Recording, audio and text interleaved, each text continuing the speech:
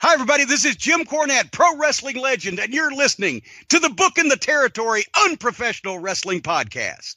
This is the artist formerly known as Daryl Van Horn, James Mitchell, the Sinister Minister, and I'm here to let you know I would rather slam my cock in a car door than to miss the dulcet tones of Hard Body Harper, my illegitimate son, on Booking the Territory podcast. Woo, Messi, this is professional wrestler Jimmy Valiant, the Boogie Woogie Man. Tell my people, my brothers and sisters, don't you dare miss Booking the Territory. Oh, yeah. This is a one-man gang. You're listening to Booking the Territory Pro Wrestling Podcast.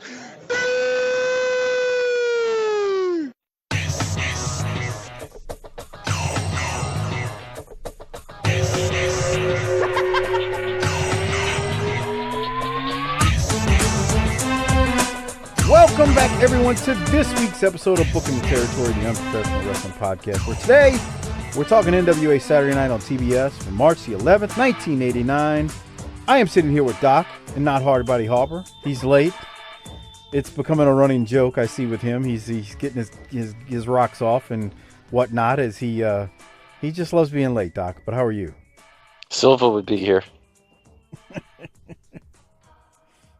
By the time this airs, Silver and I would have done a live stream on a Friday night that just passed about a week ago. Oh, really? Yeah. I'm sorry. Well, you know, I'm trying to keep my sanity, and I figure that'll do it. Just a live stream. Oh. The people seem to love the live streams, too. The people. Well, that's why we're doing this. It's for the people. Well, we're doing it for ourselves. I mean, you know. That's true, too. Harper's not here. Now, most of the time when you're late somewhere, do you let the person that's expecting you know that you're going to be late? Every time. Yeah. You heard from Harper today? Well, I don't know. You heard from Harper? Haven't talked to him today. No. Huh. Haven't talked to him, but I know he's been busy with work. Hey, I do want to mention something. I have had some major sound recording issues. Show's over with the show, and I had to reconfigure a bunch of stuff on the computer. So is it the over? Sound and the audio is a little or a lot different tonight. That is why, and that's all I really want to say after as much time as I spent dealing with this thing in the last 3 to 4 days. Maybe we should just quit. All I know is my wife was like, if you don't come to bed, you've been dealing with that thing for 10 hours now. Come deal with this thing for 10 hours. Is that what she said? No, y'all have been married too long for all that. You and I got into a debate though today. We did about women in wrestling. Women in wrestling, we did. Well, we were talking about AEW, and you was like, "Bro, I can't watch." I was like, "Dude, I don't want you to think that I watch it. I the fast forward button gets to workout." And I say, you know, some MJF comes on, some Jericho comes on. I'm watching it. You know, Brandy's out there. I'm obviously watching it. And you were like, pfft. You kind of like just blew me off. And then you asked me a question that you did not think you'd get the answer that I gave to. You was like, all right, Brandy or Sasha? And I was like, oh, Brandy, 100%.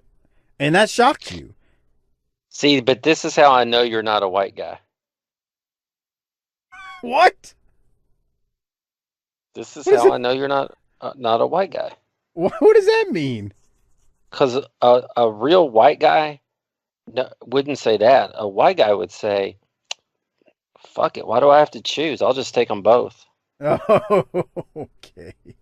Manifest destiny, bro. It doesn't limit you. I'm going to throw another shocker at you.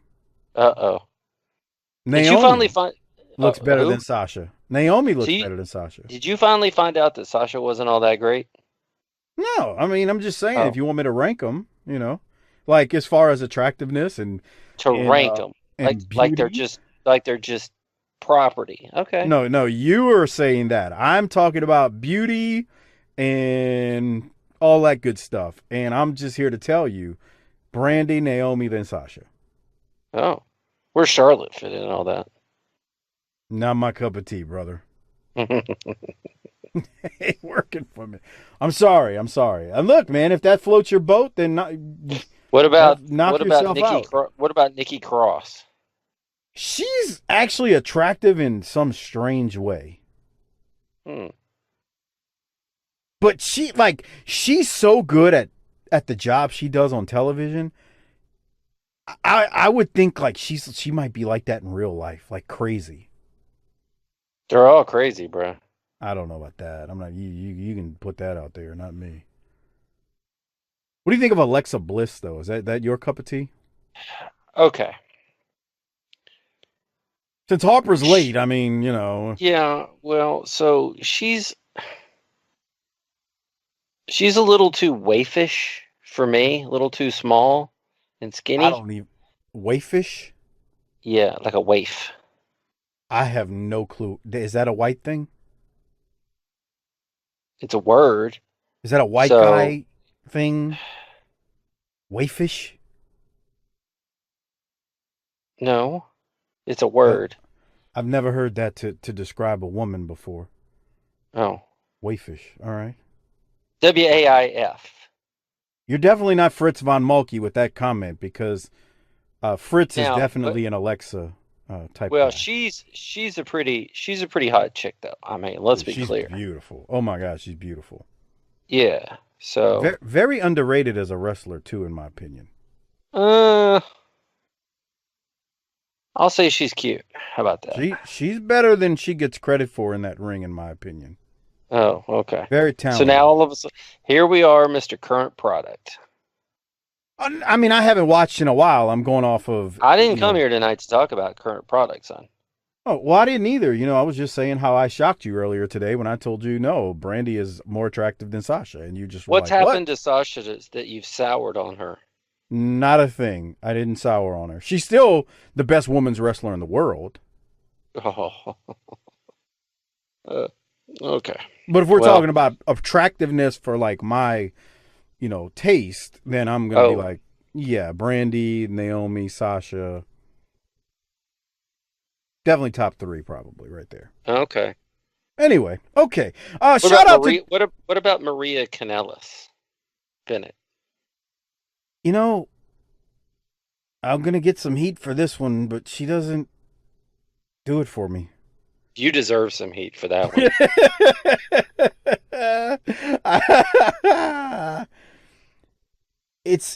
She's a very attractive woman. But you like dudes, I get it. Not my cup of tea. I know. Little too skinny. You know what I'm drinking tonight? I don't know, but you can stop doing that in my ear. That's for damn sure. Well, I wanted everybody to hear it because, man, you ever had moonshine? Mm-hmm. Well, we'll see how this goes. Okay. Well, as we're seeing how it goes, we're rolling right along, Harper, 10 minutes late at this point. Shout out to Disrespectfully Classy Marky Blassie, who should be coming back on the show soon. Kyle Riley, Mike Childry, and Joe Ice for your generous patronage each and every month. The sponsors of this show, we appreciate it. And a couple of new patrons and bump ups. Jason Thun, new Patreon member. Thank you very much, Jason. Enjoy all those Patreon shows that are out there. And Rich Haven, not Rick. I think I said his name wrong a couple of weeks back. Rich Haven, he's an old Patreon member, but he recently bumped up and he is now a Hall of Fame Patreon member. So thank you, Rich, for not only signing up a couple weeks back, but bumping up your pledge. And then I got one more special spotlight. We'll call it a Minnesaholic or Micaholic that I'm going to give out. You wouldn't have seen this because he sent this to me on Patreon. Judge Nick Fossett out there, longtime Patreon member, said, just finished the top 5 hair metals band episode. Now, keep in mind, he found this show after that. So that's why he is just getting around going through 200 plus Patreon shows. He said, what an adventure that must be. You pay like 20 cents a month and you get all that. Can you imagine finally discovering and going back? So he's just going through like the old archives of the Patreon shows, and there's 200 of them out there, and he went through the top 5, and he's like, I just finished the top 5 hair metal episode. Doc and Harper were 100% right on the money. I grew up on all of that shit, is what Nick says. He says, still love it, and I played most of it on guitar in high school and college bar bands. So he was similar to you, Doc, and he says, great episode. So he wanted to give you and Harper some kudos there, and obviously, well, listen to some White Line and shut the fuck up. How about that? Leave Nick alone. He's a good dude. He's hilarious, man. He's been going through the archives of all those Patreon episodes, and Nick is in love with all of those. So that's what, if you're not on Patreon, that's a little bit of the stuff that's out there. tinyurl.com/PatreonBTT. Doc, I think you got some spotlights tonight. What? I think you got some spotlights tonight. Me? Yes. Oh. I guess we must have got our wires crossed here, buddy. Okay. I did. Let me see if okay, so I think I have a couple of things written down. What's that guy's name? Spy Boy Sky Cap. You're so terrible when it comes to Twitter. Alan Hayes on Twitter, Spy Boy Sports Cap.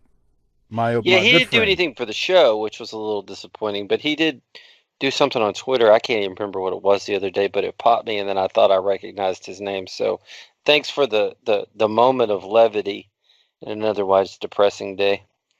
Also, I was listening to this past week's drive-through. Did you happen to get a chance to listen to that? Are you referring to Ryan in Auburn? Question? Yeah, Ryan and Auburn got a question in about JJ leaving and the steamboat coming in, and it's like Ryan and Auburn, and I said, where do I know that from? It's the drive-through with where Corny goes through the Vader Shawn Michaels match. But next time, Ryan, that you get a question on there, just make sure that you get our name mentioned as well, so that we can get that free plug. You're forgetting something. What? Ryan may have done that, and Brian may have omitted it. And if that's the case, you need to talk to your friend. I'm just saying, man. Hey, look, pal, we're trying to get a little free advertising here. Yeah. We're not Arcadian Vanguard, but we're Arcadian Vanguard adjacent. So come on. It's nice, Doc.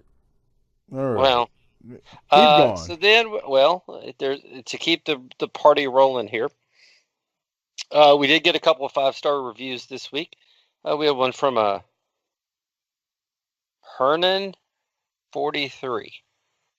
Yeah, he's a long time listener, like years and years. Wow. What is it still? Well, is it still our birthday month, or have we turned over another year? No. Ramon Hernandez is his name. I knew exactly. So he's trying to say he's the 43rd Hernandez. I don't think so, pal. Try 43rd millionth. No. Maybe you just don't get Twitter, but keep going, Doc. Okay, he says 2 words, classy. See, it's not 2 words. Get that? I think you're trying to be funny and you're woefully. No, the byline of his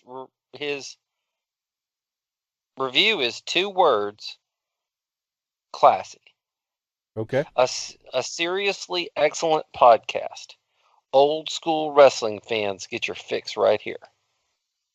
No spot monkey crap, just straight to the point. Thank you. Sounds Ramon. spot on. Okay. And then we have something called Alpa Wolf. Yes. Yeah. Okay. That means something to you? I don't know who that is on Twitter or on the Facebook group. So if you're on either or, please send me a tweet and we will recognize you for your name. I don't know who that is though off the top of my head. Well, he says best podcast ever, so there you go. Most intellectual podcast about classic wrestling. Okay, maybe not. But definitely a podcast that will make you laugh and make your day better. We are far from intellectual, but I will take the kudos. Sure, that helps with the algorithms, right? It on the sure digital platform. It sure does. I got one more that actually just popped up, too. Oh, really? Okay, and then I'll finish up with mine, but I want to hear what you have to say, my friend. Well, this one popped up on Podcast Addict and not iTunes. I was just kind of looking at it as you were reading the new ones in. This is from our old friend, Philip Allen, Mount Airy Phil. God. He says, What did he give us 3/5 of a star? You're a jackass and an idiot, and I hope you go to hell for that comment. Why? But Philip, because you're trying to be funny and it's not. He said, brilliant stuff, ridiculously funny, consistently entertaining, and so very inappropriate. And by adding Doc, they show love for the LGBTQT audience. Love it. I just think that's like a slam to that community, but I would be a great member of that community if I was part of it. I feel you're awesome.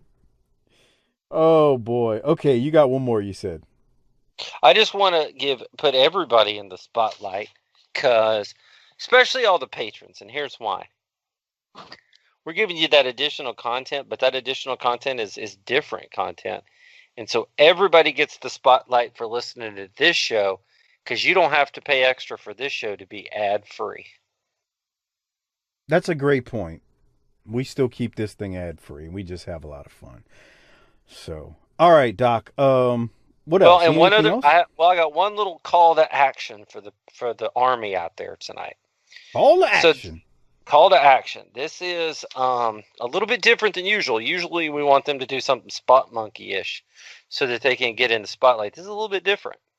We're recording this on July 15th, and usually I don't like to I don't really care about the dates and all that, but this will be time sensitive and this is important. 2 weeks from tonight, we will be recording. Well, I won't be. I will be on my yearly vacation, my sabbatical from BTT. And so we have an open chair, and we know how much Mike likes to throw life preservers out to the Army, and the terrible idea to welcome them on this show. So here's the deal, guys and girls. If you think you've got what it takes to fill my chair for a show, I need you to submit your audition tape to Mike 504 Saints. And maybe you could sit here. Well, you would sit there with Mike. Can't tell you if Harper will be here or not, as we're 19 minutes in, and we haven't seen or heard from him. But here's your chance. This is your chance to be a star. All those weeks you sat there and you said, those motherfuckers, I could do better than them. They got this shit wrong. They don't know that Ricky Steamboat wrestled 3 times that. Here's your chance. So send your tape, VCR, MP4, whatever you got, over to Mike 504 Saints, and we'll let you know if you've got what it takes. Doc is trying to rib me. Someone else has already agreed to fill in his shoes. But by all means, if it entertains you to send me tweets with a audition of 2 minutes and 15 seconds, because that's all Twitter allows, then by all means, have fun. I love hearing for the members of the BTT Army, but he is ribbing everyone as he says that, because he knows someone is already replacing him, and we will leave it at that. I didn't know that was happening. No, you knew. We've talked about it. Now you're playing dumb. On that note, how about we talk some Saturday Night on TBS from March 11th, 1989? Have you got Skype working correctly? Because you made me take handwritten notes this week in case Skype wasn't working, which was a pain in the ass. Well, I hate to tell you that, but Skype is working. So are you ready to do this thing? No Harper, right? So I got to carry the load here, right? Well, I'm flipping back to Skype right now, and he's still showing yellow, and he has not answered my text. Should we start to get worried? Well, I mean, I texted him. That's all I can do at this point. Maybe he's down at that excavation site helping him get those dead Hispanic gentlemen out of that Hard Rock Cafe. Jesus Christ. Don't get me started on that. Army, I sent you, for those of you who've been following the saga of the 2 dead Mexicans that were in the Hard Rock Tower construction that have been there for now 9 months. They decided this week they're going to get them out. Why now? I mean, shit, they're probably starting to decompose. Just let them move into dust and kind of just pull out the blower and blow them off the side. You're definitely going to hell. Well, I'm not the one that would have left them there. I'm I would love to know the explanation besides, well, it was too hard to get to him. I want to know. You know the explanation is going to sound about as good as your 14-year-old son doing something stupid and you catching him and asking him what the fuck he's doing. What? I mean, it's very disturbing that those poor guys are and still in there. I'm assuming here that everybody knows what we're talking about, but they had some construction issues where some things caved in New Orleans at a Hard Rock construction site, Hard Rock Cafe. And these two Mexican construction workers got killed, and they are still there, and you can see their jean pant legs from the street. One of them, a part of the building moved or collapsed some more, and you could literally see the dude's legs just hanging out of the building, that pisses me off. It's like, man, that's God. That's the height of we don't give a shit. That's just terrible. Oh, anyway, if you're in our Facebook group, it's been talked about there ad nauseum. But so I just wonder what got him off the mark to like go do something. I don't know. But with that said, I mean, I can see it was like Harper and somebody else just sitting there looking at it up there and go, "You think we ought to go get them boys now?" Shit, why not? Oh, boy. All right. Well, on that note, let's finally get to some Saturday Night on TBS. Who knows if Harper's joining us? I've texted him twice. I have not heard from him. Maybe he's taking a long dump as he normally does. But this is March 11th of 1989, Saturday Night on TBS. Doc, now there it is. You can see it. We kicked things off with this. Yes, very much. It's just the normal, not the normal intro, but the graphic intro with the United States rolling in and World Championship Wrestling. That old gimmick. And Jim Ross and Magnum open the show from the studio. They run down the card for today, and they tell us Lex Luger will be on the Danger Zone today. Doc, you got anything from this before I get us fast forward into a rather ridiculous Varsity Club promo? No. Okay, so you're ready for that? Is what Yes. what I think I'm hearing here. All right, well, let's go to the Varsity Club now, who come out about midway through JR's intro. Here it is. A battle for the World's Television Championship, and would like to invite Kevin Sullivan along with the other members of the Varsity Club, Mike Rotunda and Dan Spivey. And now, fans, if you were with us here last week, I'm sure you remember that these gentlemen said they were going to put $10,000 up. We have not yet seen the $10,000 that Mr. Rotunda was going to put up. Well, first of all, the Varsity Club, being the most elite force in professional wrestling, does exactly what it says. We're going to put up our 10 grand today. Any professional wrestler, and there isn't one in the world, but if there happened to be one, he gets a chance at 10 grand and the TV belt. But the stipulation is you have to beat Michael Rotundo in 10 minutes, and that can't be done. Well, what I find very interesting about this challenge, that any wrestler that can beat Rotundo in 10 minutes or less wins our $10,000. I thought it was his $10,000. Y'all for free with his. Hey, my money is the Varsity Club's money. We're together, pal. We're a group. And when we say something, we mean it. I told the people I was going to come out, and I was going to beat Steiner and get the television title back. Now I'm putting up $10,000 of my own money for a good reason. This is an investment because we're going to have people coming out of the woodwork. That gives me competition, and competition makes me go. Competition is what the Varsity Club is all about. I'm taking my money, and I'm going to put it in the bowl. That's right. See this? Have you people ever seen this much money at home? I doubt it. It's just a matter of time. Varsity Club's money. You see the confidence in the man, it exudes through him. And anybody that's foolish enough to want to take this, Come like and get it. Mike Rotunda said, it's open to any professional wrestler, whether it be Eddie Gilbert or Rick Steiner or whoever. They can't beat us. Well, that remains to be seen. We'll find out a little bit later in the hour. Is this $10,000 and the I'm not going to touch your money. I can promise you that. The $10,000 and the TV championship will be on the line, fans. All right, Doc, your thoughts on the Varsity Club. My note was Damn, I'm glad they didn't let Spivey talk right there, but what did you think? Let's start with the good. I thought Rotunda was good there. Yeah. What do you think? Yeah, I thought he was good. I mean, he made his point about if you beat me in 10 minutes or less, you get the 10K. And, even though he's already TV champion, there's nothing wrong with him flaunting his money and being a good heel and doing that. I feel that's a heel move, flaunting how much money you have. So I thought he was good just from the mannerisms, not just the promo part of it. Yeah, and hey, this gives me competition, and I thrive on that, Yeah. Now, they're a group, right? They are a group.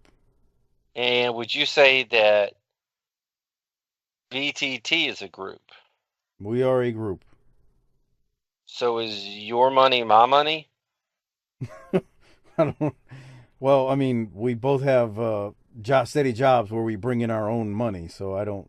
Well, they both have they all have salaries with the company. But Yes. they're just throwing it in the pot there. What do you think of that? I don't know about that one, brother. I think maybe we should do that, don't you think? It's not gonna work for me, brother. I'm gonna have to give it to old Hogan. How many guys, how many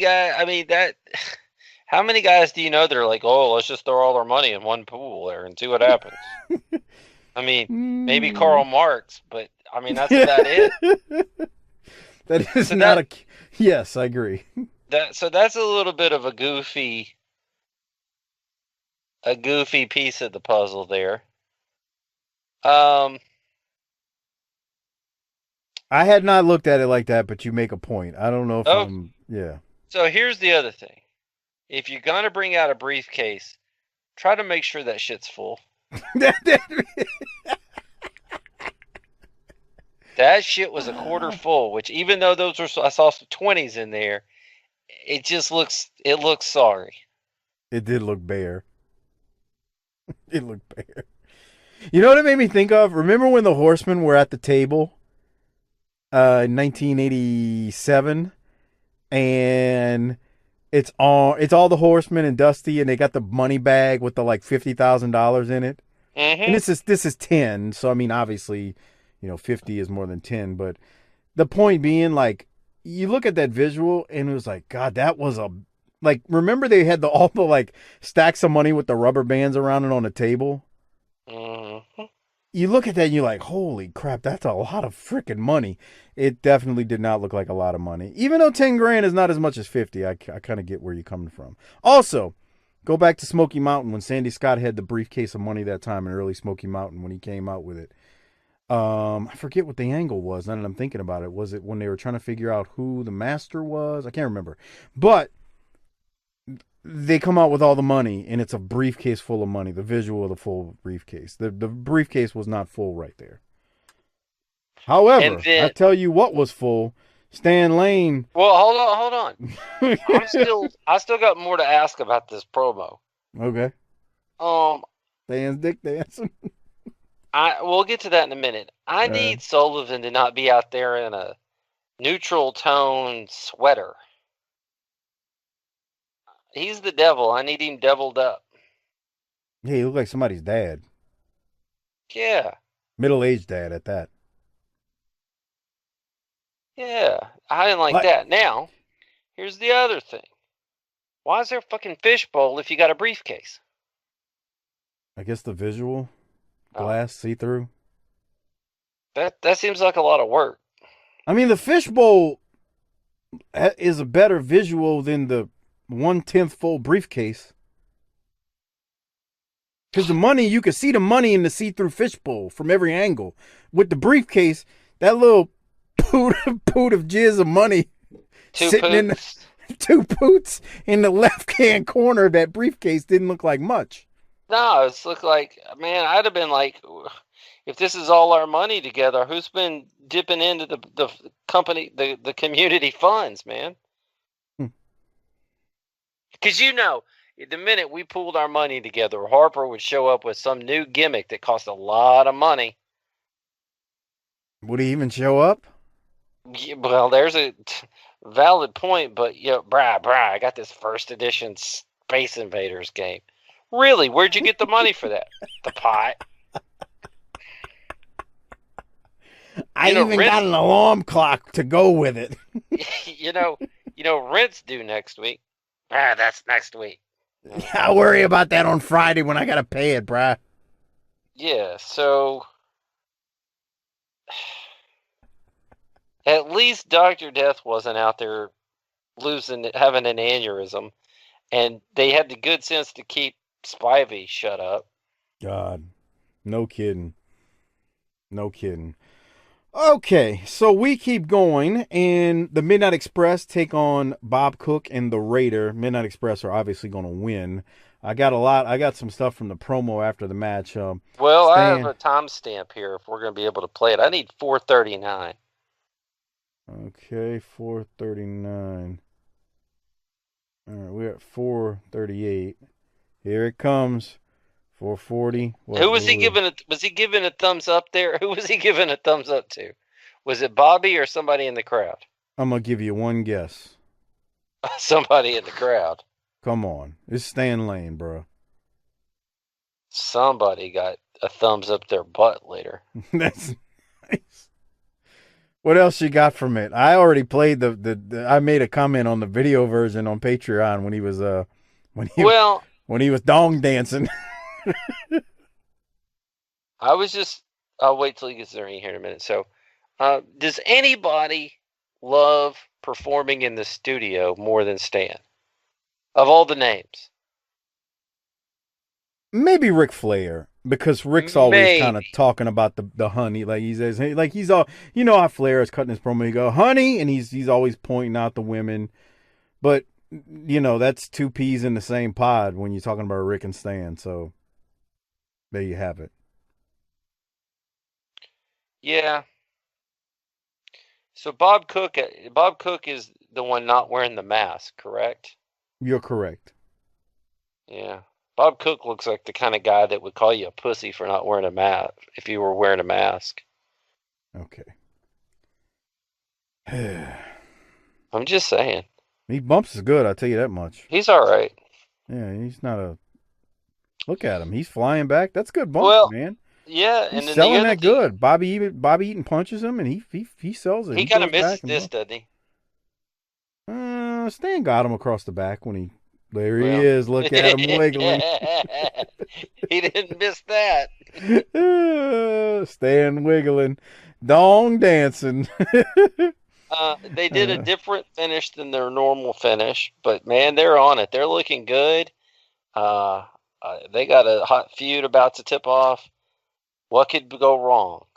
What could go wrong? Not Express. With the 1989 Midnight Express. I got a better question. What's going right for them lately in terms of like just anything? You shouldn't ask what can go wrong because they're about to take a hiatus from the promotion and go to Continental for a little while. Who's going to be left?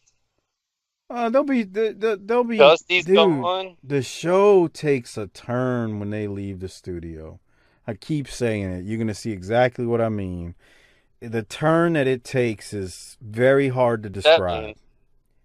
You know what that means, right? I need to get Silva full time, and you're gone. If you guys think you have what it takes. Oh boy. What were you talking about the other day? You were like, eventually we're going to get to the Attitude Era. Well, no, the point I was making was, I'm like, all right, so we're 1989 right now, right? So let's say this show continues and we're here a decade from now. Like a decade from now, we are still doing this. You're in 1989 WCW at that point.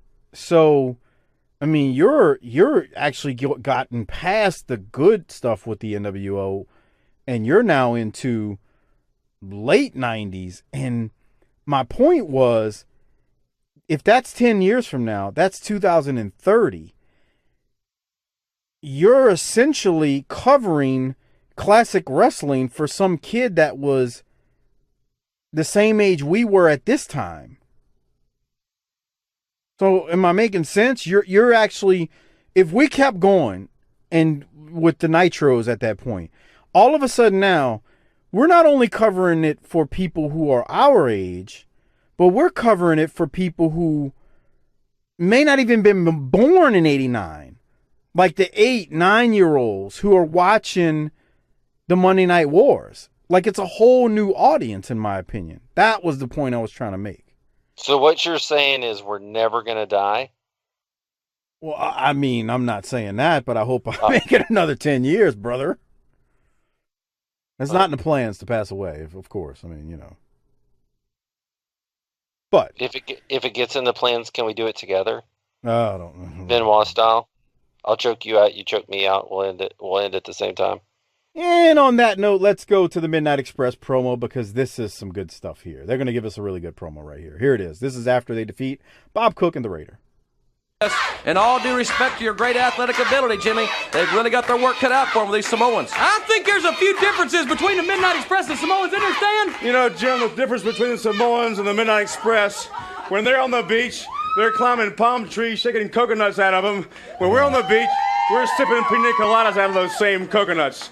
When they're on the beach, they're rubbing sticks together to form a fire to boil some guy's head, and we're rubbing suntan oil on some bronze bathing beauty, like these pretty girls right out here, right, Jim? You know something, Paulie? Dangerously, you want to be like me so bad, you go out, you get yourself an interview segment. You get yourself a bodyguard like I used to have. Jack Victory could not guard the sugar bowl at a tea party. Then you go out and you think to keep the Midnight Express and Jim Cornette away from that scrawny little pencil neck of yours, you go out and you get the Samoans. They're big, rough, tough, they're man-eaters, they're cannibals. Well, let me tell you something right now, Paulie. No two bearded, frizzy-headed geeks from Gilligan's Island are going to coast over here on a raft through the Pacific Ocean and get in the ring with the Midnight Express, Beautiful Bobby and Sweet Stan in the National Wrestling Alliance and do anything but go down to defeat.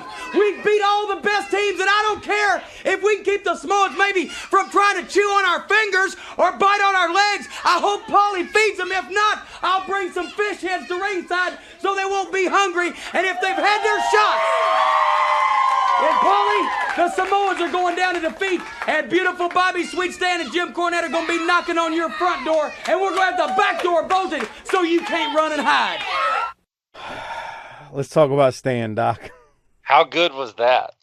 I mean, he's getting a Rolex.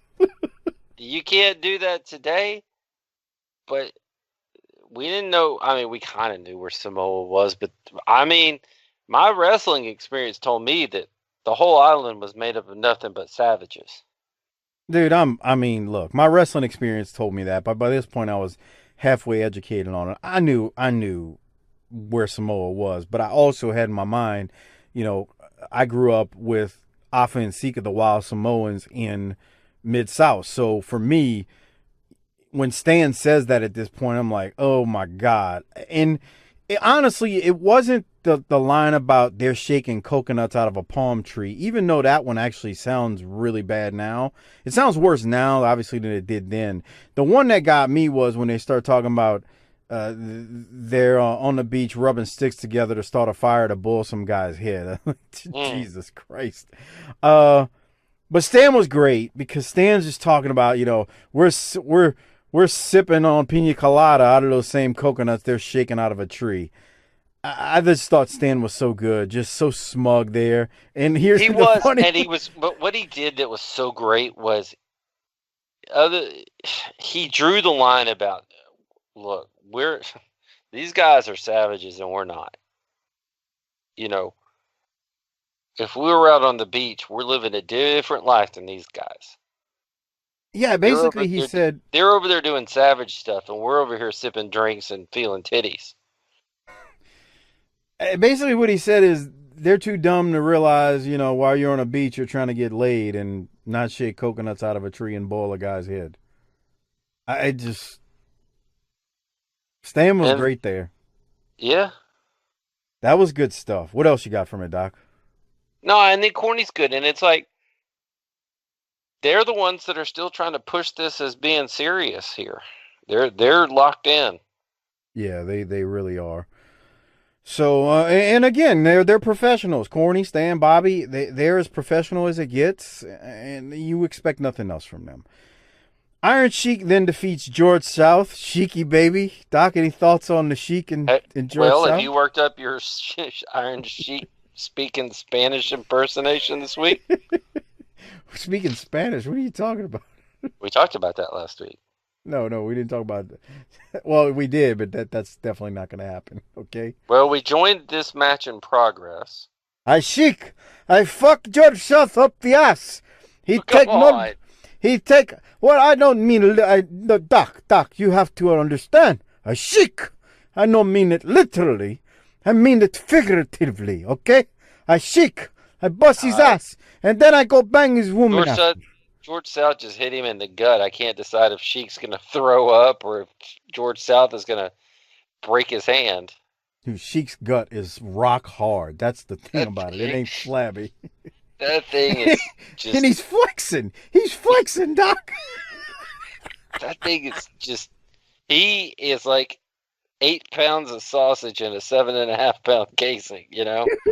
He's flexing with that belly. That's the best part. Yeah. Sheik. You know, back in the 90s, we'd watch Nitro and be like, man, Luger got bigger this week. Or Scott Steiner got bigger this week. But I swear, Sheik's stomach is bigger than last week's. That thing's huge, man. Dude, he's been lifting. His actually arms don't look bad, but it looks terrible because of his gut. Yeah, and it's like I said, it's like a rock hard gut. It's pretty damn amazing when you think about it. Anyway. Okay, so hold on. I need to see something real quick. I need to know how old the Iron Sheik is here. You go ahead and do that, and then I'll mention what's coming up next. Well, I'm listening. Hold on. I'm looking at my notes. Oh, you know, George South is pretty awesome here, but he's even he can't help Sheik really get over. Sheik is older than you think, I think. Tell me how old he is. Well, what day is this? Sheik March will be 11th. turning 47 4 days from then. I would have said 45. That does not surprise me. Look at that cut. Damn. That is beer drinking. Sheik. It no matter if I have big gut, Doc. I still break the broad back and humble her as I bend her over. Okay, Doc? Sheik. Big gut don't give me no problem. The only thing I have to be careful of with big gut, Doc, is I cannot bang Smoky Mountain Broad. Because Smoky Mountain Broad have big gut too. So I got to get Skinny Broad to bang. Okay, Doc? Now watch your wife next time she around Sheik. I take them off from you. That fool is 78 years old now. And he's a clown, and it's great. He's not running that. I don't know, dude. I think that might be him on Twitter. Okay, so after Sheik defeats George South, we go to the Danger Zone. My notes here are Michael Hayes is Lex Luger's hype man, and Hayes is trying to get Luger to take his shirt off, and Hayes is wearing me out, and Hayes is going to wear me out in 1989 on commentary. You'll see what I'm talking about. He's just ridiculous. It's over the top. Hayes gets mad at Paul Lee when Paul Lee says, is Lex the new Freebird? And then Hayes says, he's a Freebird. Everyone else is out of their mind. And then at the end, Lex finally does start flexing under the lights, and he's sweating like a mule. I don't know, Doc. Michael Hayes just wore me out on this thing. What did you think? What is Lex wearing there? Like a old tracksuit gimmick. Yeah. It's kind of blending into the background, though. This promo... Here's why I hated this. Hayes made it about him, and it wasn't about Lex as the champion. Well, I thought Lex was pretty boring until Michael Hayes came in. I did pop when Michael Hayes unzipped Luger's jacket to show the muscles. I mean, if we're going to talk about other things groups of guys don't do. Yeah, I'm not unzipping anything on you. I'm sorry. Sheik unzip no Sheik. What's wrong with unzipping? I mean, what if I couldn't reach it? You know, Well, that'd be different if you didn't have no arms or something. I done zip it for you, but like other an than alligator, like chewed off my arm or something. You'd help me out. that, I mean, if you look like the T-Rex or something, maybe. Yeah, my little arms can't reach. I'm swinging them, and they won't reach the zipper, and I'm like, and then I get tired, fall over. But I mean, I'm gonna go to hell for what I'm about to tell you. oh no. I was on a cruise one time and I saw one of them dudes with the little arms, and I did really think, man, how does he take his pants off when he's got to do the bathroom? Well, maybe they have like a stick. What? You know, you can get those sticks to like reach stuff on higher shelves and stuff. Why can't you just get a stick to kind of help you? Like an extender for your arms. I don't know, dude. The dude had like some cargos on and he was trying to get into his shorts. And he was struggling. Man, what's wrong? I was like, I told my wife, I was like, I feel bad for that guy. He can't reach his wallet or wherever he's trying to get right now. And she was. And you'd been guzzling Henny all day. And she's like, shut up. You're not talking as quiet as you think you are. Nah. Let me tell you something. Whenever I see people that are like handicapped or have trouble with you run over and kick them. I know. I'm the first one to actually walk up to them and say, hey, man, you need some help? Man, the biggest problem Michael Hayes has here in this promo is all that acid-washed denim. God, it's ridiculous. He's over the top. Like, I was like, dude, is this a Hayes promo or a Luger promo? Who cares? You're going to hate when Michael Hayes gets on commentary with JR because he is over. It's just constant yelling. But that's all Michael Hayes does, isn't it? No, like, I don't remember him being like that in UWF with JR. He was more subdued. Like, he would throw out the zingers, but it wasn't just the constant yelling and getting himself over. It wear you out after a while. But anyway, I don't have anything else from the Danger Zone this week. I thought it was very, very terrible.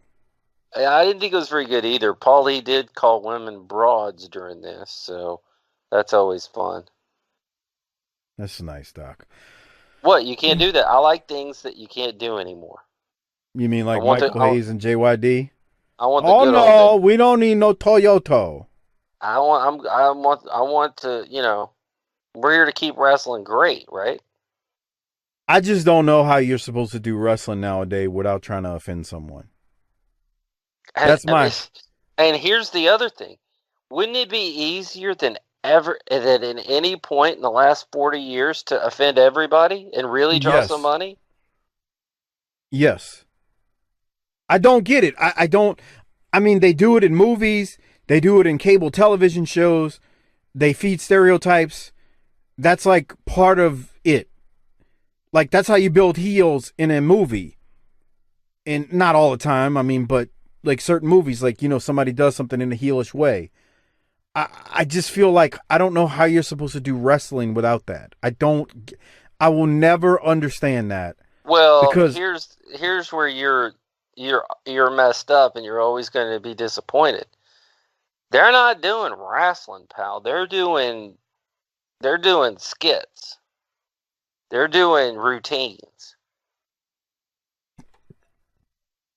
Even more reason why you need to offend somebody.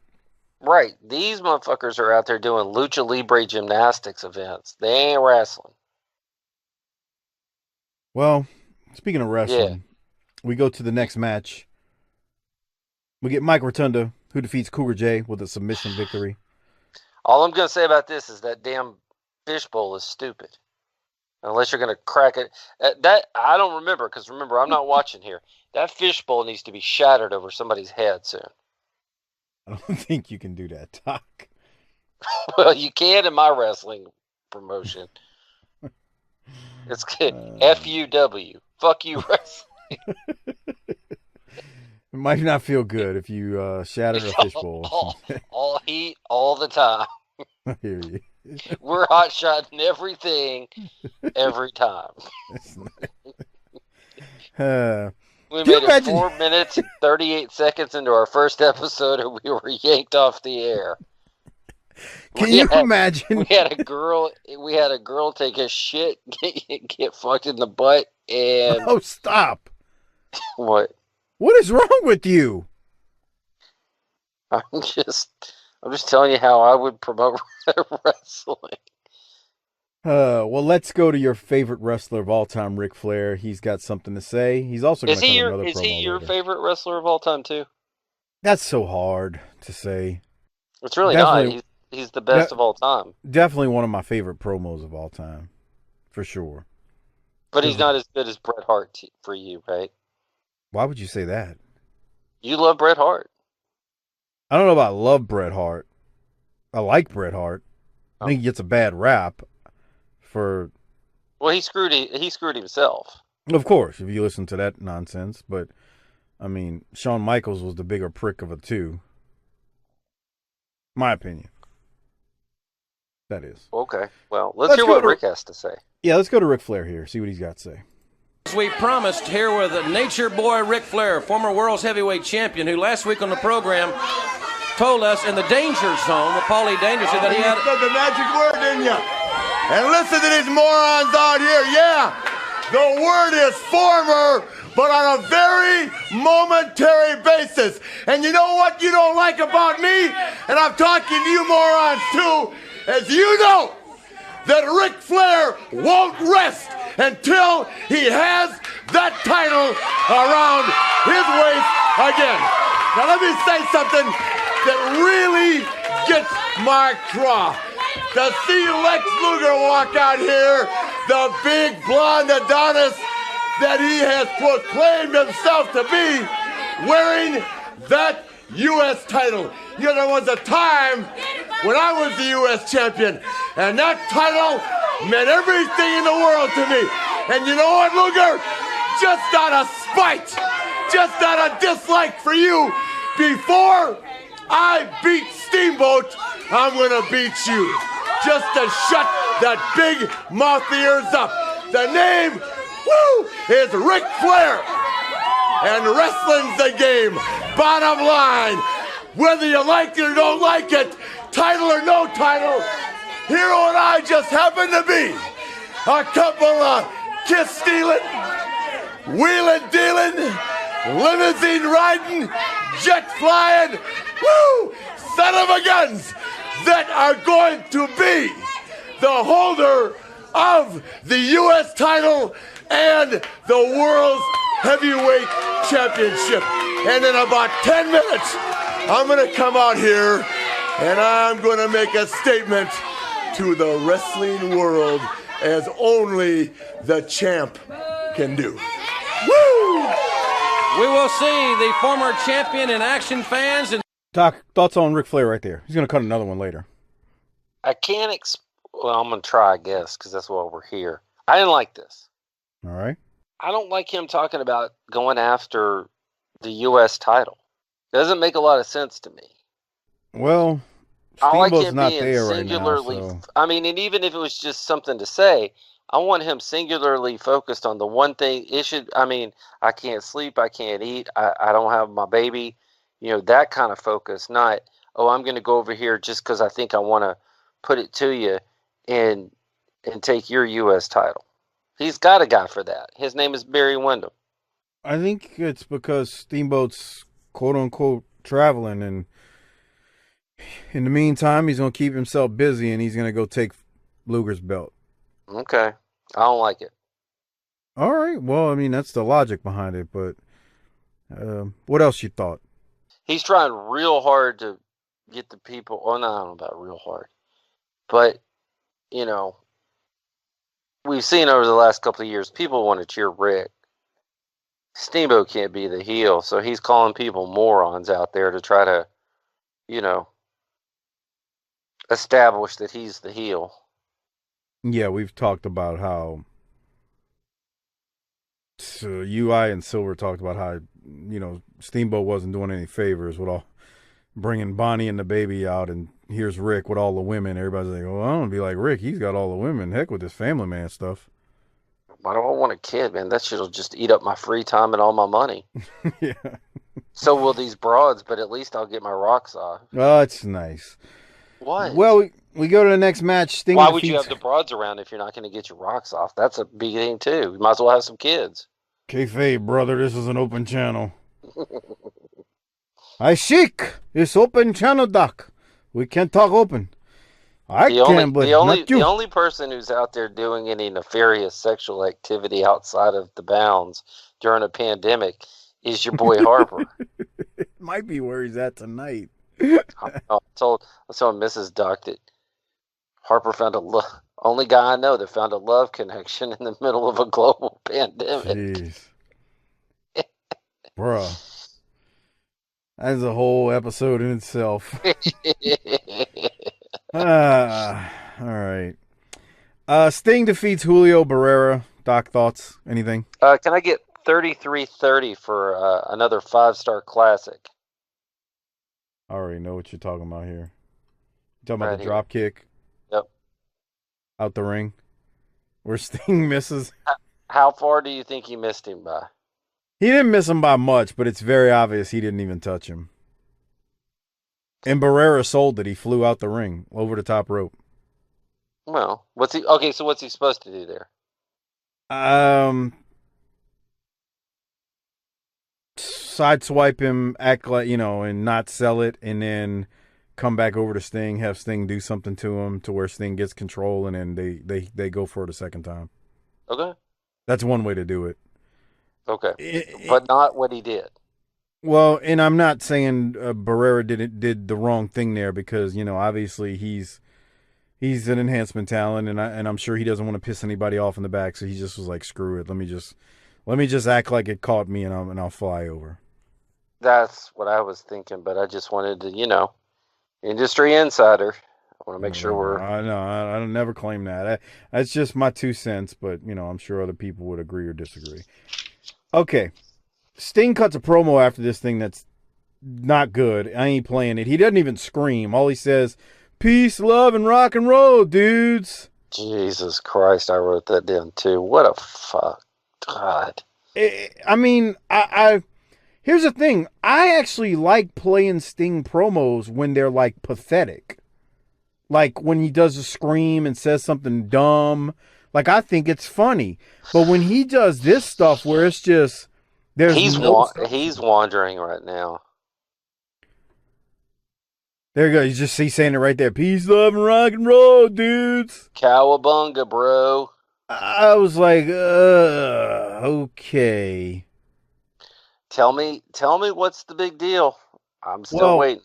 The big deal is, if you remember when he worked with Flair a year ago at the Clash, here's something else. Remember you and I were arguing, and you were like, why are they going to put the rocket strap on this guy? What are they going to put the rocket on this guy's back for? And I'm like, Doc, they're not.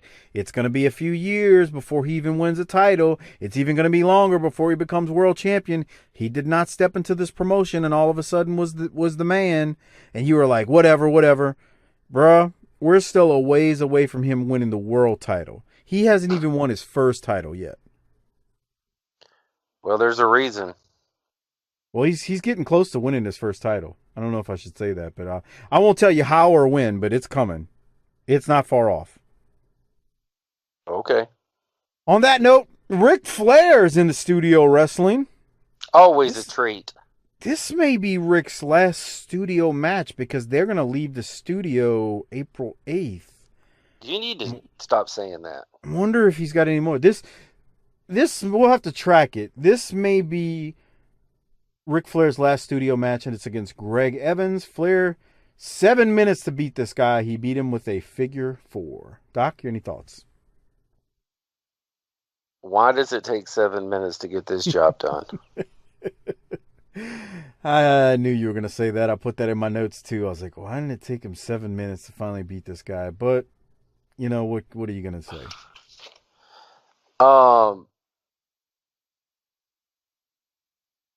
I had a thought, and I wanted to ask you, do you think Greg Evans is a relative novice to the business? Hard to tell overall. I mean, he doesn't look... Yeah, he probably is. He doesn't look horrible, but he's definitely not seasoned. Well, and here's the reason I ask. He looked raw to me. He looked green to me. Not bad, just green. And I was just wondering why they didn't give George South to Rick in that environment. Because Rick would have went out there and did a 25-minute match. True. Yeah, it's like the longer I wrestle, the more I don't have to go home.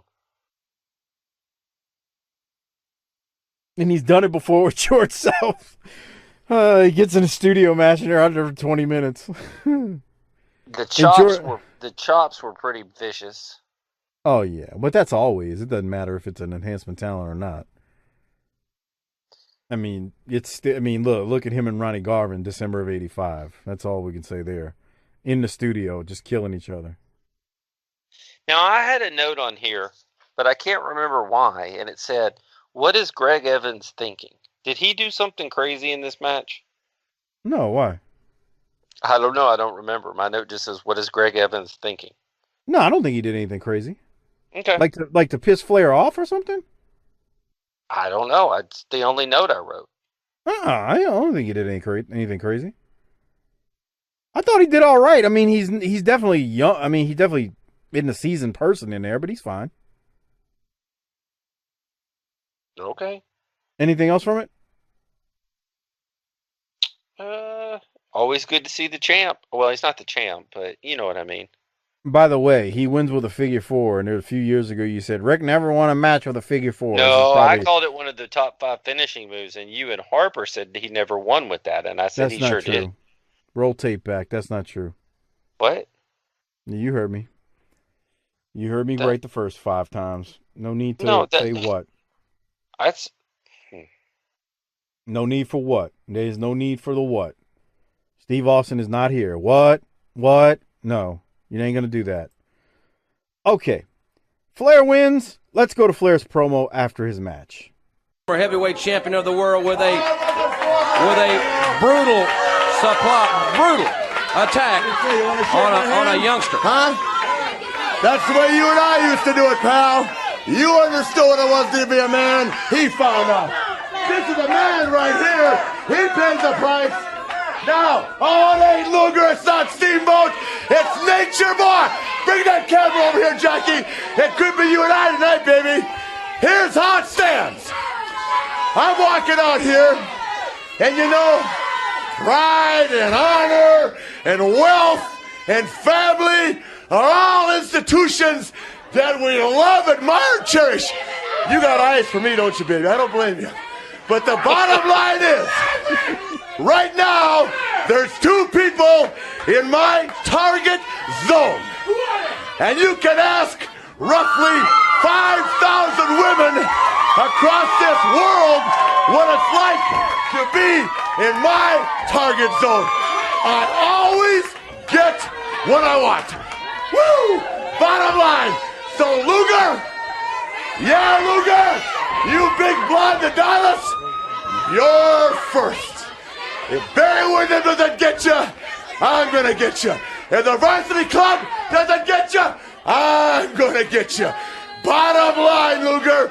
And then Steamboat, you know where Steamboat is? Where? He's in Japan making $100,000 on my money. He's back today. He arrives back today. He's back.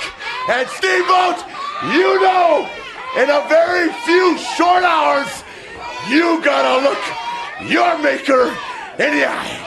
You gotta walk that aisle, Steamboat. And you, as the world champion, have got to beat the man. Believe it, like it or don't like it, but you know it. Your wife knows it. Your neighbors know it. Ted Turner knows it.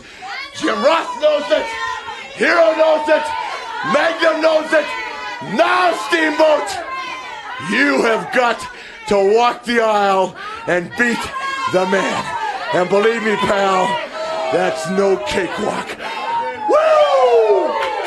We've never seen him any more physical than right here in this studio. He's right, hours away from a showdown. And fans, now Well, it was nice of Ric Flair to put over Magnum before the promo started. And then Rick sent the flare at the girl in the crowd when he said, "You got eyes for me, baby." That man, he was getting some later. Doc, your thoughts on this rather good promo? See, I thought this was the promo that he should have cut first and said, he's over there making $100,000 of my money, and then I'm getting ready to go take it out on this kid's ass. And he should have gone in there and whooped Greg Evans in 2 or 3 minutes and said, I would have set that up a little differently, but hey, he's just Ric Flair, but you would I would have put him in a better position, is what I'm saying. I'm gonna just be okay with the way Ric Flair handled it. Rick, we're gonna do this for you tonight. Okay, pal. That's how that would have gone. Sure, it would have. Keep going. So I guess he's talking to Jackie Crockett there, right? Why would you say that? Explain. Because he said something about Jackie on the camera at the beginning. I must have missed it. Oh. Sorry. Can't catch it everything. You're not real good at this, are you? I was trying to look up the title defenses and see That's why you wanted me to talk. You're trying to look something up. Yeah, you're so terrible. Okay, so what are you trying to look up? I was hoping that you could help me out there. I thought that was a phenomenal promo. It was great. He's thrown himself into the running now for a Rolex. Oh no, I thought it was tremendous. Like I said, if you want me to help you out, I mean, like the first thing he said about Magnum, I thought was great when he walked over to him, kind of put him over. I thought that was cool. And then again, he's sending a flare over at the girl in the crowd, and he flat out tells her, "You got eyes for me, baby." That basically meant, yeah, we hooking up later. And I like how Rick made it seem he was angry that Steamboat was over in Japan with the title, where Flair should have been over there making that money. I thought that was an excellent part of the promo in itself. I thought that was. Oh yeah, I can't. Thought that was great. I can't get this fucking website to work right. The links might be dead. It's the one that has all the title defenses for the NWA by day.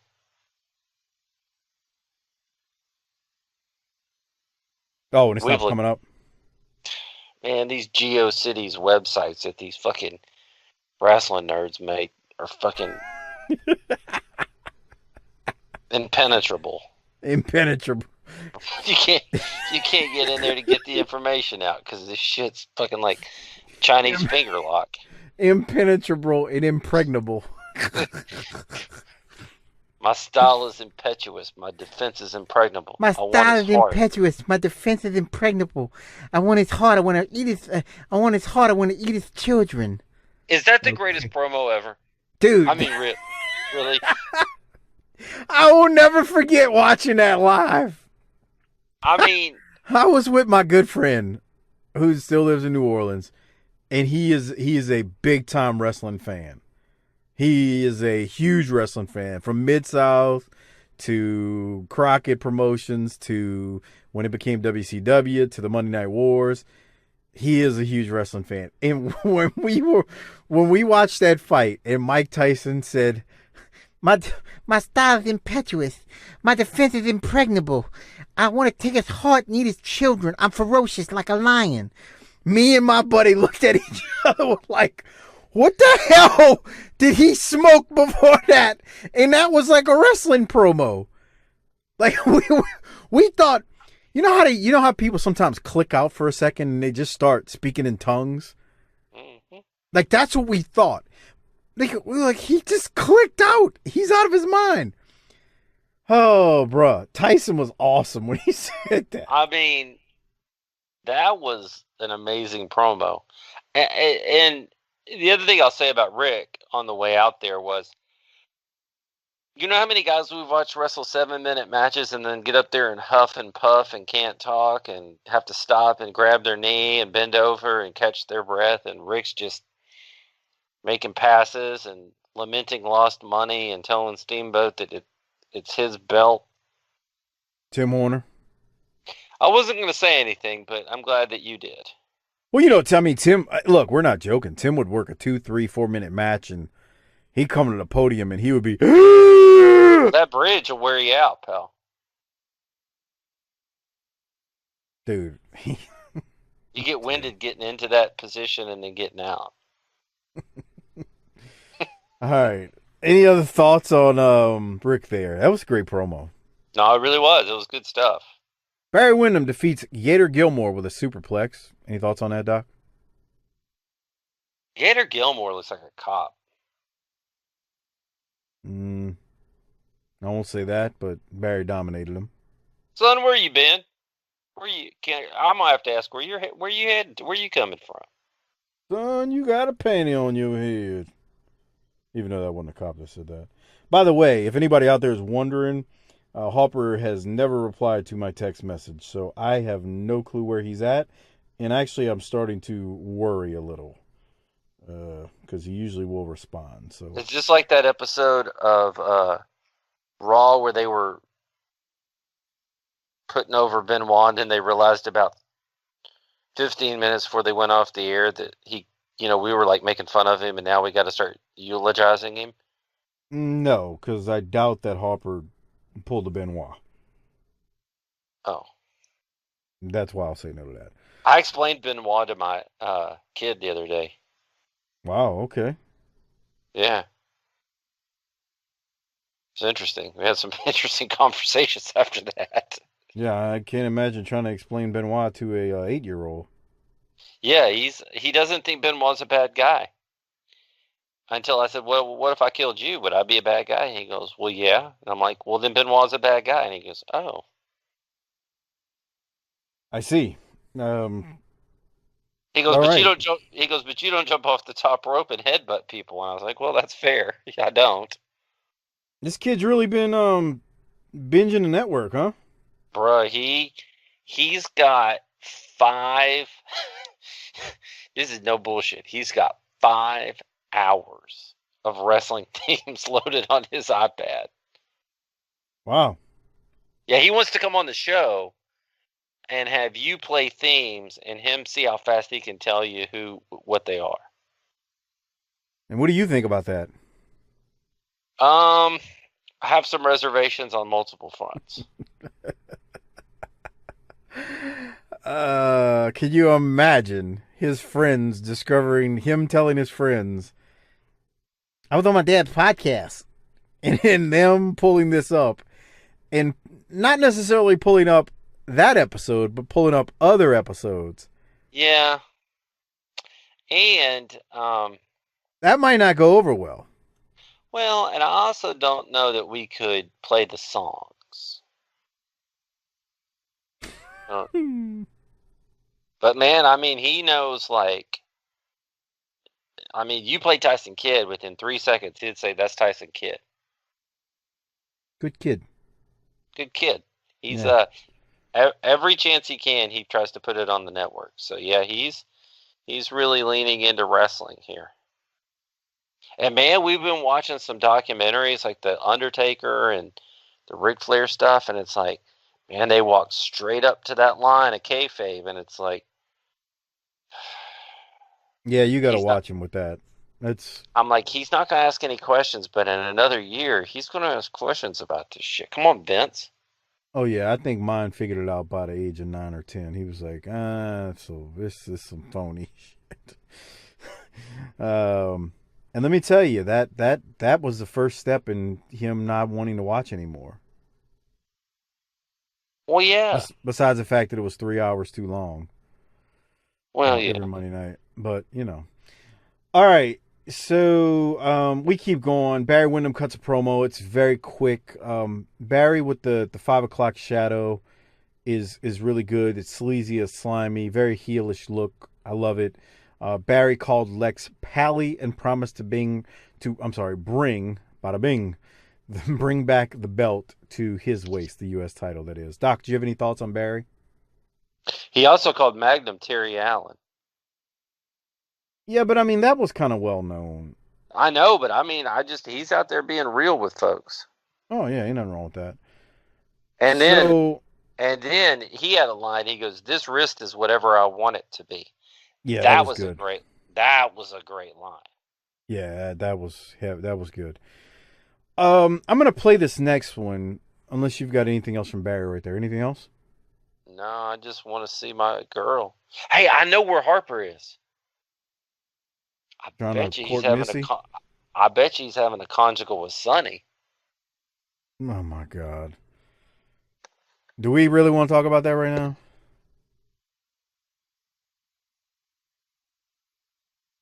Doc? He's taking a sip of moonshine over there. Moonshine. Yeah. Man. That happened to me a couple of weeks ago when I started coughing because the water went down wrong. You made fun of me.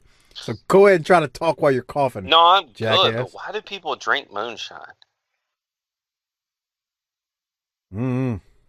It's right. I prefer my Hennessy. Well. Sonny is back in jail. Sonny is back in jail, man. Why? How are you gonna get thrown in jail in a quarantine? Come on, Sonny. I wonder if she posted.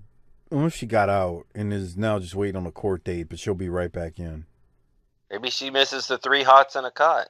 Dude, I don't like judging people, but she's got a problem. I mean, this is like 7 times now, man. That's a lot. At some point, it ain't the authorities, it's you. And I feel like that's where we're at with Sonny. So anybody out there who's on their OnlyFans, we got a couple of people in the Facebook group. I'm almost certain they're a member of her OnlyFans page where she posts all her exotic photos and videos. I hope you get your money's worth because I got a feeling there ain't going to be no new content coming up shortly, and I'll leave it at that. I'm less optimistic every single time Sonny gets out of jail that we're ever going to get her on the show, and I'll leave it at that. All right, Doc, let's go to Eddie Gilbert and Rick Steiner. Sonny, get well, please. Let's go to Eddie Gilbert and Rick Steiner and see what they got to say. Here it is. Welcome back, fans, to World Championship Wrestling, and big event right here tomorrow night in the Omni. You can bet the first family of wrestling will be there. And Eddie, we've seen a lot of money out of it. Sheik came out, and he's going to put $20,000 on the line for anybody can do those clubs. $20,000? Get our man here to work on that. Anything. And also, there's $10,000 for this television championship. Jim, you know, I was sitting back here a while ago thinking. Yeah, I already beat Goofy. I wrestled him in Chicago, and I put him to sleep, and he wake up, and he's a champion. Now, who beat who? Well, he got the belt. And they gave it to him. Well, you could get it back. If you get it back this time, it's for $10,000 too. That's a lot of money, you know. What are you gonna do with $10,000? I don't have $10,000. You could win it too. I'm not gonna wrestle. Yeah. Anyway, what I was going to ask you was, how long have you known me? Long time. A long time. Back there a while ago, I was thinking it's been 10 years, Jim, since you and I have known each other. 1979, we met each other for the first time. Now, since that time till now, you've seen me be the most rottenest, dirtiest scoundrel some of the times of my career of anybody else. And for Kevin Sullivan to come out here and tell all these sweet, innocent people over here that he's going to put $10,000 up and that hot stuff Eddie Gilbert and Rick Steiner can't take it away from you? Nobody tells me what to do. That's the reason why I've been running out everywhere I've wrestled, because I don't listen to anybody. You don't tell me what I can or cannot do. On any given day, I'll unleash this pit bulldog on you, Sullivan, and you won't be around anymore. And you better tell that pit whip, Mike Rotunda of yours, if he wants to step in the ring with a real champion and finally prove to the people that he's a real world television champion, tell him anytime to step in the ring with Rick Steiner or any part of the first family. I don't think I have anything else to prove but one thing. I want to tell you something. I want to make this promise to you now. I left you once before, and Kelvin Sullivan took over where I left off, but he did something to your mind. He did something to you that nobody else has ever done. But I want to make a promise to you, it'll never happen again, and you're never going to get out of my eyesight this time, Steiner. We're here to stay this time. All right, there you hear it. $10,000, a lot of money, my boy. I might be able to win it. I don't know. I think you can. Well, you think about it. You go think about it. And fans, while he's thinking about it, the Varsity Club will be in tag team action. Dude, I don't know if I have more. Eddie Gilbert was purple during that promo. Did you catch that? Yeah, he got worked up there. Yeah. Like, he was going off like he was a bit of a loose cannon, which was great because it seemed believable. But what made it so believable, you can't see this through, obviously, the audio. If you're a Patreon member, go look at it on our Patreon feed. His face was purple. Like, he was worked up, man. And that was my main note. The visual was stunning. He's just not as good as a babyface, though. I mean, he's a shitheel. I agree. Oh, Jesus Christ. Tell the people why you're saying Jesus Christ right now. It looks like you. What looks like me? Tell the people what you're talking about. Ranger Ross. Explain why you're saying that. Ranger Ross is on TV. Ranger Ross isn't on TV. What it is the Varsity Club of Spivey and Sullivan are out there wrestling. Hell, I don't even have the note. Morgan someone and Mike Thor. Dude. And there's a picture-in-picture of Ranger Ross at the top left of the screen during the match, cutting an inset promo. Doc, since you don't have any other thoughts on Eddie Gilbert, Eddie was great there. I mean, I know you're saying he's not as good as a babyface, but I thought he was still great there. And Steiner made me laugh. Any thoughts on the Varsity Club, Spivey and Sullivan defeating these guys here? Spivey is terrible, but he does throw a couple of power bombs in there. That's not something you're seeing in '89. He's passable in the ring. The problem is what we're about to hear in a second in this promo. Yeah. But they win because that was never in doubt. Any other thoughts on that match? Ranger Ross is not going to do anything for anybody. Remember when they brought in Black Hawk? He's got some. I guess I'll call them pretty much semi-high profile matches. Ranger Ross. Really? Davis. Yeah, I mean, yeah. Yeah. Hey, it ain't like he's gonna be in a world title hunt. I'm not saying that, but there's some other stuff he does. All right. Yeah. Can't wait. I know. So then we go to the next match, which is Eddie Gilbert and Rick Steiner. They defeat Trent Knight and Max Miles. Steiner does a belly to belly, with one of the guys. I can't remember which one. And man, it was the finish, and it was nice. Doc, do you have any thoughts on Steiner and them there? Can you give me 6207? All right, that's 61. Watch Missy. Here's 62. Yeah, she reacted to that because that popped her. Yeah. She liked that suplex. She liked that suplex, man. He didn't clear by much. He didn't clear by much. But he cleared. He cleared. Any other thoughts on the match? Steiner's like the new Ron Garvin. He's the closest we've got to, like, I've just decided for no good reason in this match that I'm going to stretch and beat the piss out of you. Like, I think Rotunda could do it too. Rotunda's just not going to. Yeah, I think you might be onto something there. Steiner's just a complete mess in a great way. Look, that's the finish. Watch it. Look at this shit. God, man, he just barely makes it over. Well, that wasn't a finish. That was actually a replay of the first move, the first overhead belly to belly. And Missy was like, wow. That was incredible, man. That was something else, that move. Look at the guy out on the apron. He's like, I'm sure glad that shit wasn't me. Yes, sir. All right, let's go to the Varsity Club after their match that they won a little while ago. Dan Spivey, oh my God. Here, ladies and gentlemen, of World Championship Wrestling, and have you guys forgotten how to pin somebody? It's the second week in a row you hear people screaming in pain and giving up. It's music to the Varsity Club's ears, and I want everybody at home to mark this date down on their calendar. You see, he did it. He did what he said. He came out here with $10,000 of the Varsity Club's money. My money, too. Yeah, it's your money, too, because Mike's the captain of the team. It is your money. Hey, Captain Mike. Tell him, Mike. You know something? I put up the money for a reason, Jim Ross, because these guys install confidence in me. And Varsity Club runs on confidence.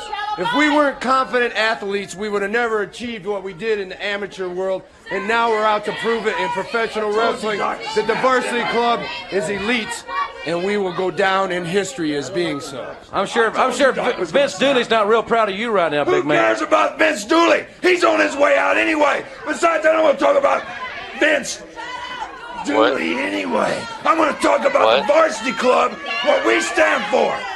What you people have seen in the ring, you haven't upset us yet. But we're getting real itchy, Road Warriors. Doc Snap. Hey, I don't like what... Hey, Michael. I told you to leave him alone. You just keep on him and you keep on him and he does it every time. Doc Snaps, we don't have nothing to worry about. Let's make Doc snap a lot.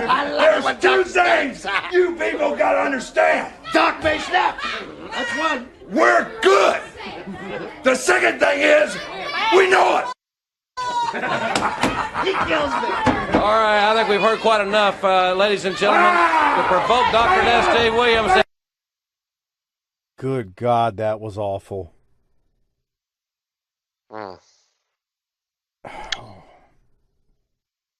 Who's worse, Spivey or Horner? Spivey, by a long shot. You know why? Please tell me. At least we can laugh at Tim. He was good for something. I'm just saying, man, like... I don't know, I'm... It's possible for something to be so bad that you're entertained by it. Sure. That's a Tim Horner promo. Spivey's promos are so bad, you just look at it like, come on, you gotta be kidding me. Yeah. He got lost. His shit was stupid. And I felt like at various points, Sullivan was trying to either get involved to help him or to shut him up. I don't even think he got lost. I think he's just trying to sound crazy and dangerous. Hence the name Dangerous Danny Spivey. Oh. I don't think he was lost. I think that was I think that's part of the gimmick, and that's another reason why it was like, okay, this is dumb. Oh. Well. Okay. Yeah, that's what I say too. I mean, God. Damn. Yeah. Rough. It was rough. Butch Reed is going to defeat Joe Cruz up next. Hiro Matsuda is out there with Butch Reed. I don't have any other thoughts on that, Doc. Did you?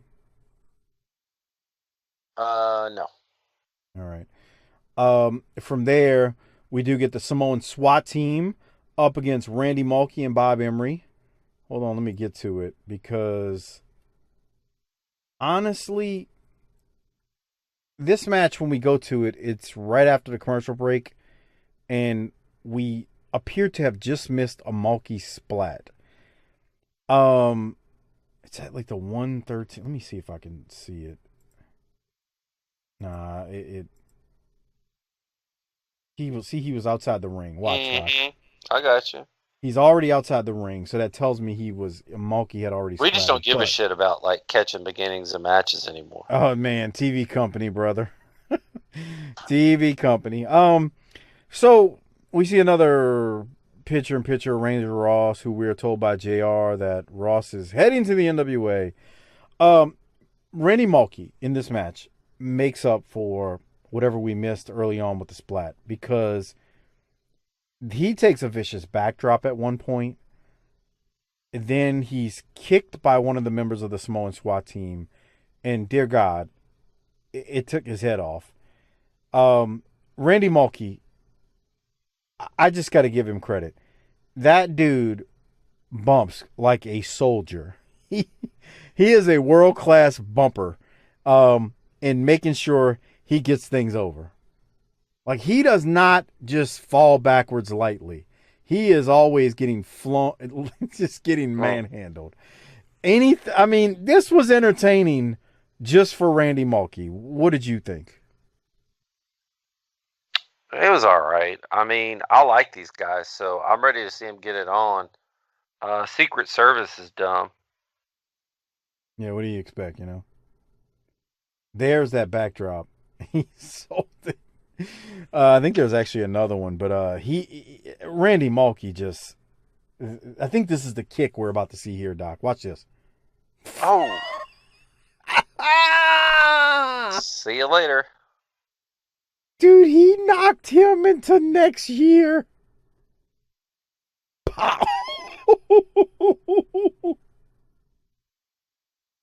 There you go. So anyway, obviously the Samoan SWAT team win. Mulkey just fantastic bumps throughout the match. Any other thoughts, Doc, or can we keep going? We can keep going, my friend.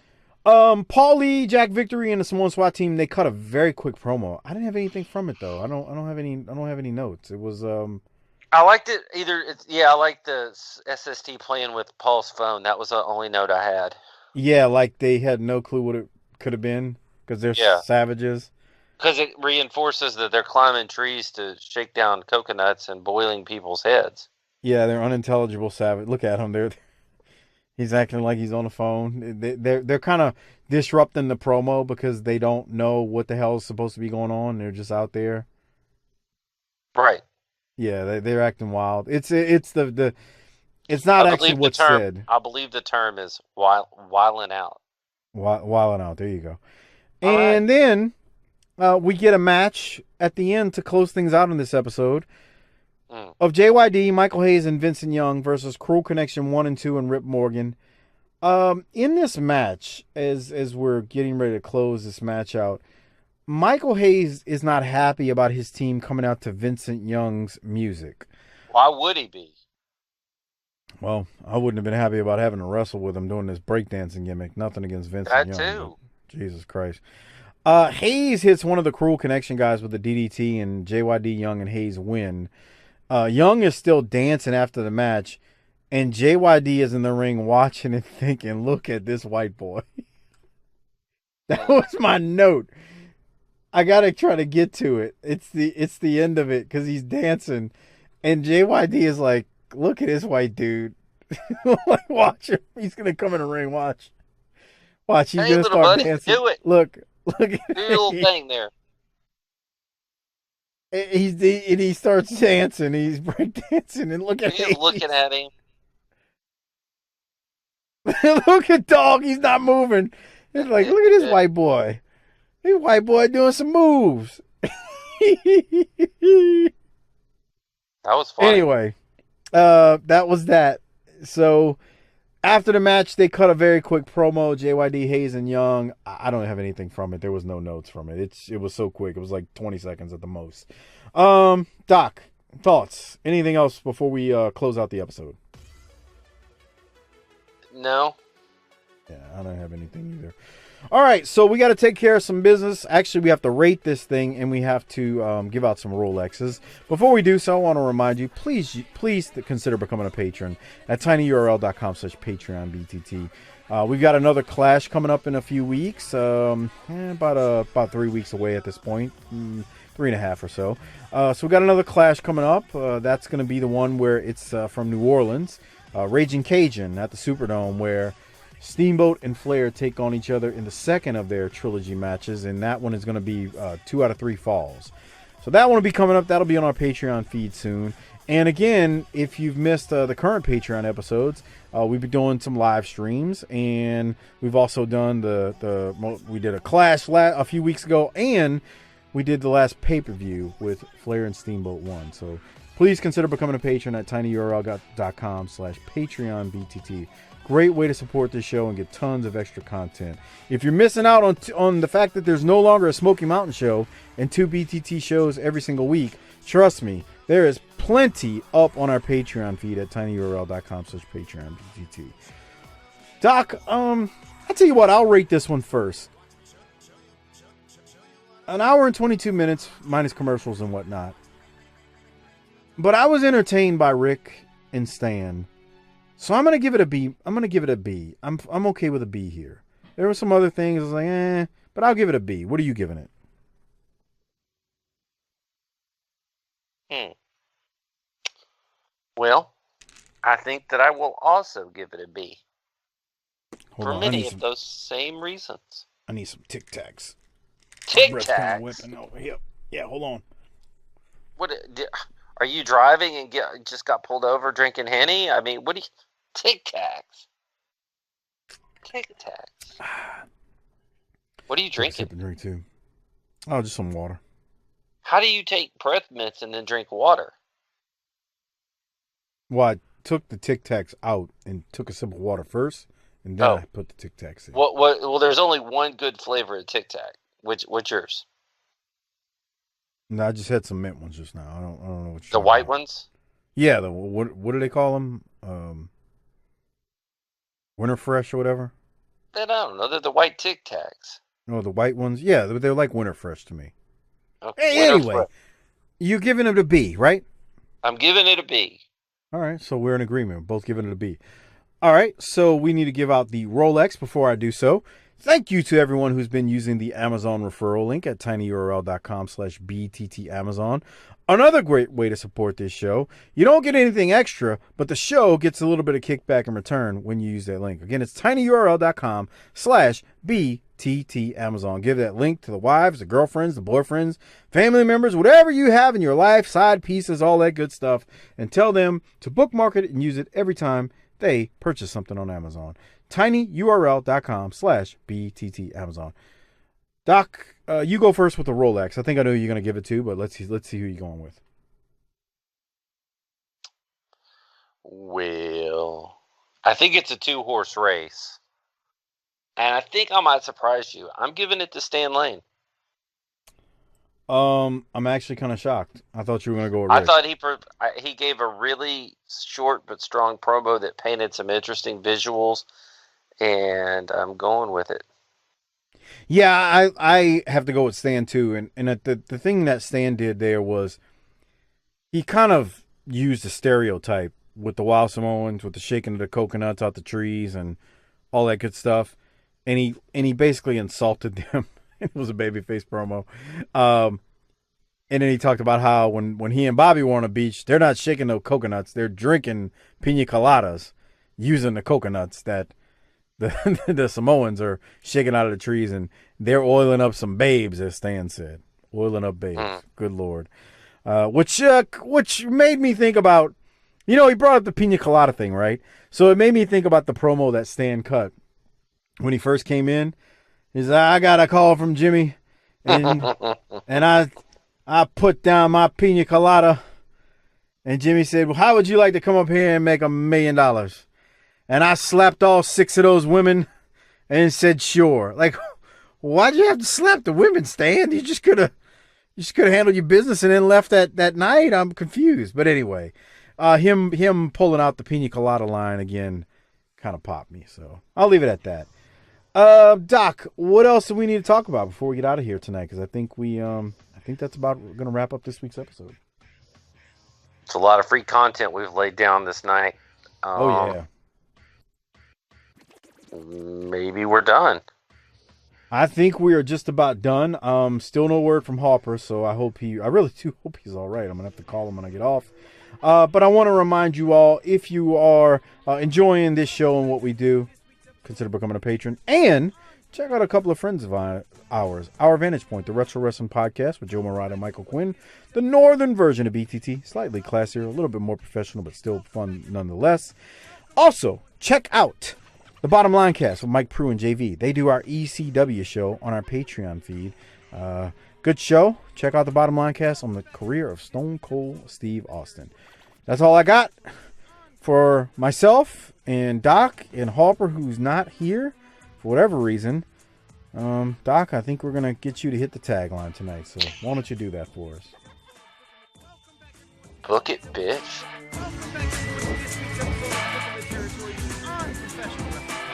We're over here living